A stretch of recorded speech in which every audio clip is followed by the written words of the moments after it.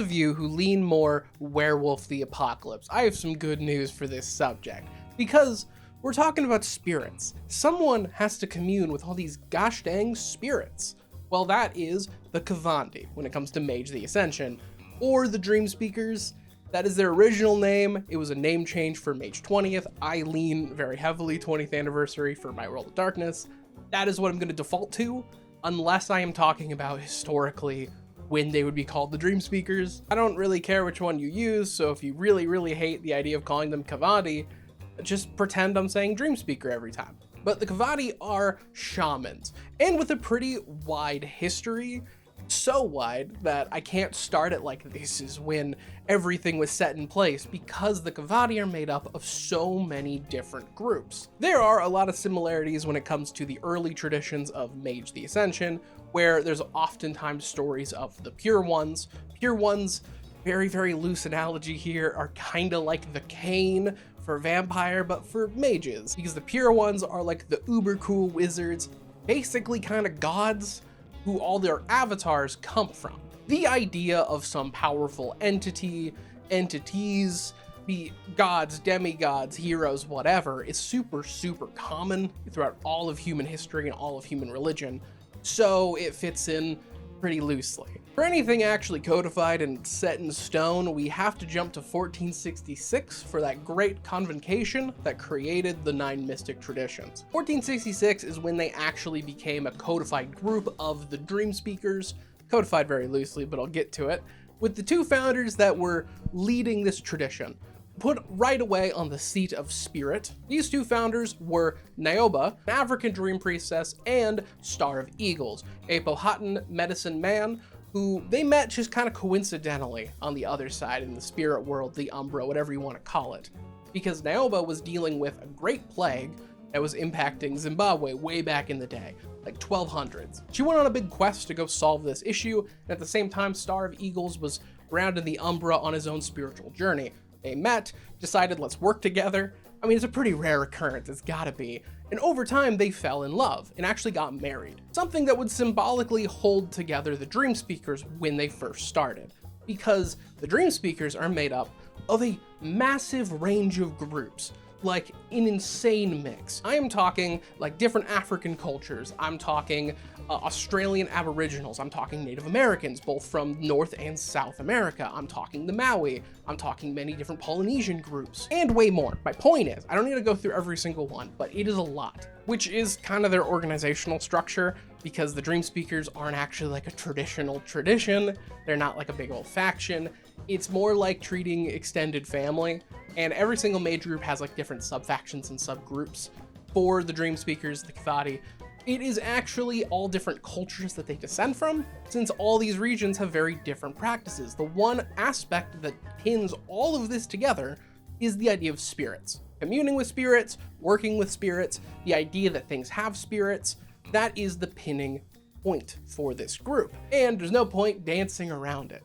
I'm not intending to, I'm gonna be very upfront with this. The whole reason that the Dream Speakers were made like this is due to racism, in-universe racism. Now wait, hold up. Sorry, I have a Pavlovian response to make sure the comments don't get annoying because I said something vaguely woke. This isn't some like meta thing I'm analyzing here. I'm talking about the lore, and I'm also gonna take this moment to address a thing I was wrong about in other videos. The Dream Seekers, when they were created in 1466, was essentially many of the European traditions needed something to go against the technocratic union, which is really getting bad. There are many different mage practices, and they had a seat available. So what they decided to do was go around, literally travel around the world, and find anybody that they would label as ethnic magic. Do you have a loose idea of spirits or communing with them or animism, any of this shit? Well, haha, you're now in one giant group. This is expressly because they didn't want to deal with actually learning all these different cultures and putting them in their own little categories. They just really wanted to lump a bunch of foreign ideas into one group so they could manage it. The part I want to correct, actually, is I've been under the assumption, and I've heard this around too, that this is a retcon, in that this idea is I still think, if it works like this, a really clever retcon to take something meta. Like the designers way back in the day did this. They were just like, I don't know, it's not European magic, it's not Asian magic, toss it in one category. And like, it kinda is, but I still wouldn't feel comfortable labeling it as like a full retcon, because like, let me put it this way. The only edition that talks about the Dream Speakers and doesn't include this mention of the organization of them into one group being racist is first edition, 1993, first edition. As you can see, there's not a mention of anything about the clear xenophobia of doing this. Though also a fun mention, again, for werewolf fans. It does name drop Gaia here, and it really goes into the same ideas with werewolf. But then when we get to 1995 for second edition, boom, it's here. So it's that thing of like, first edition, you're getting everything settled. It's the same thing with like any setting, 40K also, for example. Once you get to second edition, that's really when things are starting to get like actually ironed out, like lore facts. So it is technically a retcon, but it's like a 2-year retcon. This aspect of the Kha'vadi as a faction, it is baked into their history, and it is integral to their history. I'm also saying this, so just on no uncertain terms, this is not a like, they took the game and made it woke. This has been here from the start. But back to their history. And I will say, the actual like history for the Kha'vadi isn't anything too crazy. Like, it's not anything super expansive. A lot of the early history is following around Niobe and Star of Eagles. But of course, when you gather a lot of people together, very disparate groups and beliefs, it's similar to the Celestial Chorus. There's going to be a lot of infighting and a lot of issues, because then suddenly you have a bunch of people saying it's my way or the highway, and you have your own spiritual beliefs and ancestral beliefs that you've been practicing for millennia. In fact, not every group that was immediately slapped on the ass with a "what's up, you're a dream speaker now" was accepting of this. An example is there is a group of mages in Zimbabwe. They are known as the Ngoma. Very cool, I like them a lot. They immediately clocked this as like racist, and they're like, I'm not doing this, man, and they left. Eventually, once I finish all the traditions, I will actually get to all the minor groups, more Nefandi stuff, more Marauder stuff. I'll get to the other groups in Mage, just you wait. Though through some great work, Niobe and her husband did do their best to try to rally everyone together. They had a common thread, they had a common enemy, they also had a common interest, because if they were actually gathered, they could resist a lot of the efforts of the other traditions fucking with them. However, not everyone was happy. There was a witch doctor from Songhai. His name was Dambu the Outcast. And I want to mention, I love it when you get tidbits like this. So his title of the Outcast, he got it before he did the big bad thing I'm going to talk about. Can you imagine getting a moniker that everyone clocks you as a loser, like right away? Though he would grow into this because he did not like the idea of working together. He didn't like the idea of the traditions. He didn't like any of this. So he decided to assassinate Niobe. I also saw some mention that he might have been affiliated with some Nefandi stuff. I basically saw it in two ways. One talking about Dambu, the other one saying a Nefandi mage did it. I'm gonna lean more towards him because I like Dambu the Outcast being a thing, mainly because it makes me happy that he's just immediately clocked as an asshole. But he thought this would break the Dream Speakers. He thought this would shatter all their whole system. But it actually did the opposite. Turns out when you kill somebody everyone loves with a very strong goal, it martyrs them. So all this did was make the Dream Speakers rally together even harder. Still though, they were not like a main big faction. Like I said, it's extended family stuff. The Kha'vadi are very isolationist, very alone in their practice. It's very individual. So they don't really like gather around each other. The one thing they do is every year they go to Nevada and they have a big meeting. A nice way to stay in contact, communicate some ideas, just catch up with old friends, and to make sure all the information is properly being shared and given and coordinated, so if some fresh new bullshit's happening, they can unify as a projected front. Expressly, this is because of the traditions, as the rest of their history up till the modern day is rife with issues. As we all know, the Age of Discovery is an age of a lot of imperialism, a lot of colonialism. We have so many events. We have the African slave trade. We have the colonization of the Americas, both North and South. I'm not even close to being done. Like, India had its issues with the British. We also have missionaries going out and spreading the word of God. Though in history, this also kind of means stamping out religions that are very local, and this isn't even unique to the Dream Speakers, as this also impacts some other regions, largely the Norse and the Celts. But what also rankled the Dream Speakers of the time is that this shit happening to their people, to their homeland, was being profited off by other tradition mages. I'm looking at you, Order of Hermes. You know what you're doing. 'Cause yeah, imagine the outrage if you're at some like big meeting for the tradition where we gotta rally together to take out the technocratic union, and then you're watching the guy saying this is some European fuck who's making bank off of the slave trade, expressly for your people. Aggravating, horrible. But they, again, really believed that the strongest way that they could preserve themselves was by staying in the traditions. Some just full on left. During the Age of Discovery and then the Industrial Revolution, like half of the members of the Dream Speakers full on left. And over time, that ideal of staying together and we're stronger in numbers kind of hurts. When again, you're looking at the motherfucker who's exploiting your land. But it really would be closer to the modern day that it started to become better for the Dream Speakers, and in more modern day, they renamed themselves the Kha'vadi. And interestingly enough, with the development of like modernization and technology with the Industrial Revolution and all that shit, they found that the spirit world was getting a little fucky. Natural spirits were dying out, but over time, they learned to accept the fact that new spirits were rising up in that wake. Because now we have spirits for technology, for electricity, for plastics, for cities.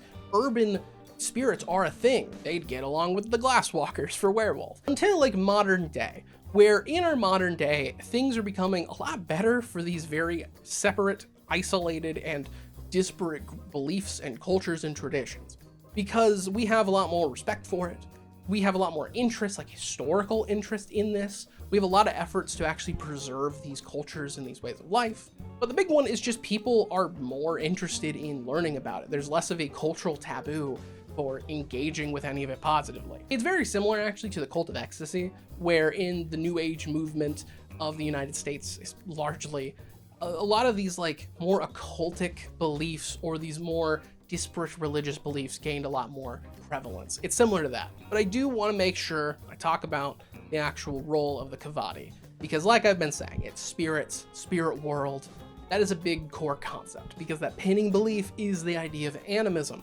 Animism is a very wide-ranging idea and something a lot of different groups have all found ways to settle into on their own. Simply put, it is the belief that everything has a spirit, everything is in some way alive. And so for the Kha'vadi, they are the ones that make sure the spirit realm, spirit world, and everything about spirits is fine and in order and balanced, like I want to make sure I hammer in. Every single tradition, every single methodology when it comes to magic in Mage isn't just like, oh, I cast a spell, I do this. They're not like wizards, because the magic that the Kha'vadi actually do is harnessed in different ways and it's manifested differently. As you can have the Kha'vadi mages that believe that they can shape this other world, spiritual energy, spiritual ephemera into like material things, or they can shape it in the other world and it reflects in our actual physical world. And others believe that it is by communing with spirits you are requesting and appeasing a spirit to do something. I think it's like this. Say you're a party of mages and one of you is a Kha'vadi, and you see, we gotta steal this guy's car to make a quick getaway. Now, one idea for the Kha'vadi could be, I am going to reach into the spirit world, tap in, look in, and I can see maybe the memory or the idea of the car keys. Or you could reach out to the spirit of the car and actually request it, like, pretty please, can you start up? My cult of ecstasy mage friend never learned how to hotwire. And of course, they sit on the seat of spirit, which is where I'm pulling a lot of these examples from. It is yet another tradition that says that, oh, actually our sphere is the undercurrent of every other sphere. But with spirit, you can do a lot of fun things. Like, you can actually manipulate spirits, you can hurt spirits if they're dangerous ones. Another aspect for spirit is it is a method for you to step sideways, which is in World of Darkness term for whenever you leave the physical world and you enter like the Umbra. Spirit is one of the main ways to do that, as well as you can enchant items with like spiritual energy. You can actually absorb spiritual energies. One of the cool things at like 5, it lets you absorb somebody's avatar and you can ghoul them. For those that aren't familiar, ghoul is killing someone's avatar, separating them from the idea of magic, reducing them to a sleeper again. Oh, but oh boy, don't you worry, they still have all their memories of magic and this thing that they can't feel or think about anymore. The idea that like on the tip of your tongue, there is a secret of the universe that you have been purposefully cut off from. There's a reason many mages who go into Gilgul don't live much longer. After that, there's no other way I can put it. To utilize their magic, a lot of times the Kha'vadi deal with anything that gets you in the mindscape to commune with spirits. Actually, again, it's very similar to the Cult of Ecstasy. That's why I've tossed them around a few times. As also ritual drug use and getting in that state of euphoria is a practice for the Kha'vadi mages.